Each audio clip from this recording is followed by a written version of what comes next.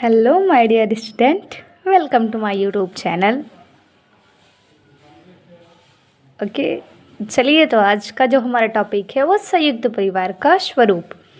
इसके पहले वीडियो में हमने संयुक्त परिवार से हानियाँ और संयुक्त परिवार के विघटन के कारण इन चीज़ों को पढ़ लिया था। तो आज हम जो पढ़ने वाले वो है संयुक्त परिवार के स्वरूप, अर्थात हमारे भारत में संयुक्त परिवार के कौन कौन से स्वरूप है, किस प्रकार के संयुक्त परिवार पाए जाते हैं। तो चलिए हम शुरू करते हैं। आप सब चैनल को सब्सक्राइब कर दीजिए, लाइक करिए जिससे, और बेल आइकन दबा दीजिए जिससे हमारा जो भी वीडियो आए तो उसे आप तुरंत देख सके, आपके उस फ़ोन पे नोटिफिकेशन आ सके। चलिए तो हम टॉपिक पढ़ते हैं, संयुक्त परिवार के स्वरूप। संयुक्त परिवार के दो स्वरूप पाए जाते हैं, पहला वंश के आधार पर और जो दूसरा है वो है संपत्ति के आधार पर। तो जो सबसे पहला है वंश के आधार पर, उसको हम पढ़ते हैं। देखिए, वंश के आधार पर संयुक्त परिवार का स्वरूप।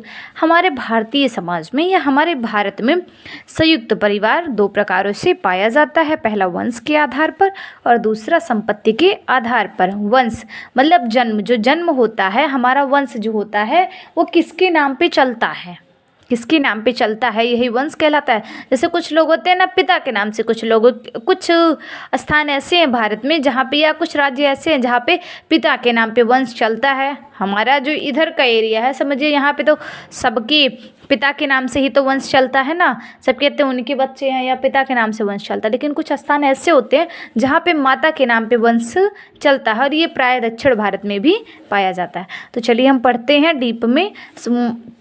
वंश के आधार पर संयुक्त परिवार का स्वरूप। वंश के आधार पर संयुक्त परिवार दो प्रकार से होते हैं। पहला आता है मातृवंशीय या मातृसत्तात्मक संयुक्त परिवार, और जो दूसरा है वो है पितृवंशीय या पितृसत्तात्मक संयुक्त परिवार। तो देखिए, जो सबसे पहला है मातृवंशीय या मातृसत्तात्मक संयुक्त परिवार, इस परिवार की ये विशेषता होती है, जो वंश होता है, वंश परंपरा होती है वो माता के नाम पर चलती है, और घर के जो मुखिया होती है वो माता ही होती है।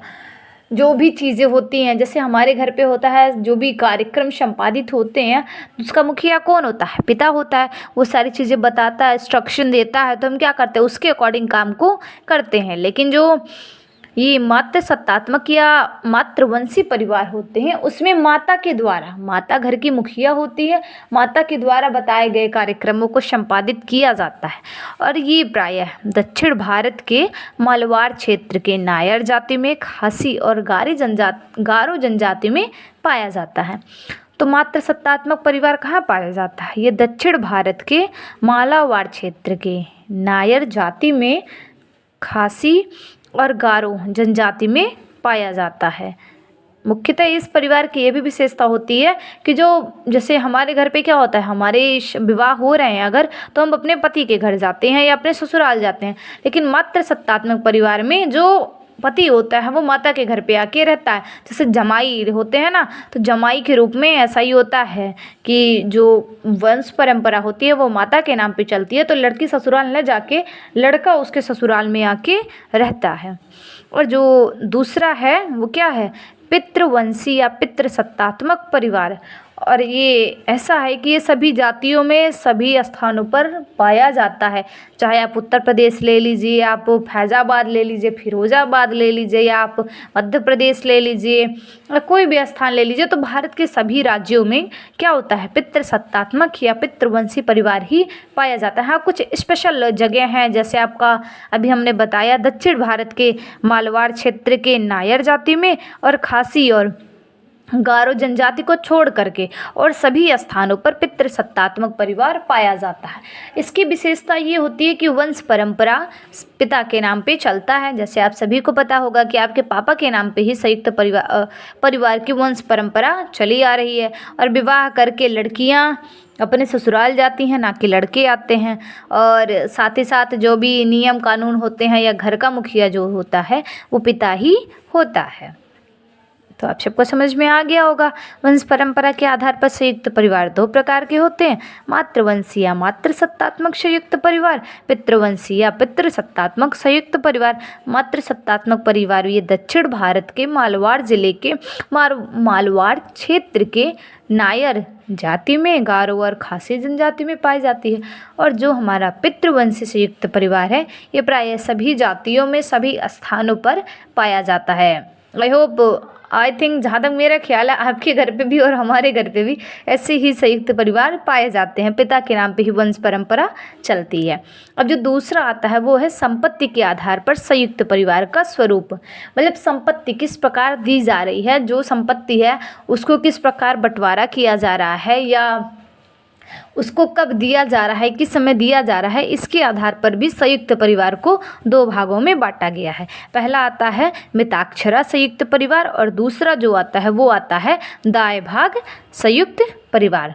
तो मिताक्षरा संयुक्त परिवार, मिताक्षरा संयुक्त परिवार में जो संपत्ति होती है वो जन्म से ही पुत्र की होती है, अर्थात पिता की जो संपत्ति है वो निर्धारित कर दिया जाता है कि जब पिता की मृत्यु होगी या जब से बच्चा जन्म लिया तब से ही उसके नाम पे संपत्ति हो जाती है। जैसे उदाहरण में ले लीजिए, आपके घर में या किसी आसपास सुना होगा, कहा जाता होगा कि वंश हो गया, बेटा हो गया तो जो भी संपत्ति है पिता की वो सब तो उसी की है। तो ये क्या है, ये मिताक्षरा संयुक्त परिवार है और ये उत्तर भारत में पाया जाता है। इसका प्रतिपादन विज्ञानेश्वर द्वारा किया गया था। विज्ञानेश्वर द्वारा जो मिताक्षरा संयुक्त परिवार है उसका प्रतिपादन किया गया था। और जो दूसरा है वो है दयाभाग संयुक्त परिवार, इसका प्रतिपादन जिमूत वाहन द्वारा किया गया था। जिमूत वाहन ने दयाभाग संयुक्त परिवार का प्रतिपादन किया था और ये हमारे बंगाल में और असम में इसका प्रचलन सर्वाधिक है। मतलब इसका प्रचलन जो है या देखे जाते हैं दयाभाग संयुक्त परिवार वो बंगाल और असम में ही देखने को मिलते हैं। इसमें क्या होता है, मृत्यु के पश्चात जो संपत्ति होती है वो बच्चे को दी जाती है, ना कि जन्म के समय ही सारी संपत्ति बच्चे को दे दी जाती है। अर्थात इसमें कहने का तात्पर्य ये है कि जब पिता की मृत्यु हो जाएगी तभी उस संपत्ति पे संतान का अधिकार होगा, उसके पहले अधिकार नहीं होगा। बल्कि जो मिताक्षरा संयुक्त परिवार होता है उसमें क्या होता है, पिता की मृत्यु हुई हो या ना हुई हो, जब बच्चा जन्म लेगा तब से ही पिता की समस्त संपत्ति में या परिवार के जो सदस्य हैं उनकी समस्त संपत्ति में संतान का अधिकार हो जाता है। आई होप आप सबको समझ में आ गया होगा। फिर से एक बार देख लीजिए संयुक्त परिवार का स्वरूप।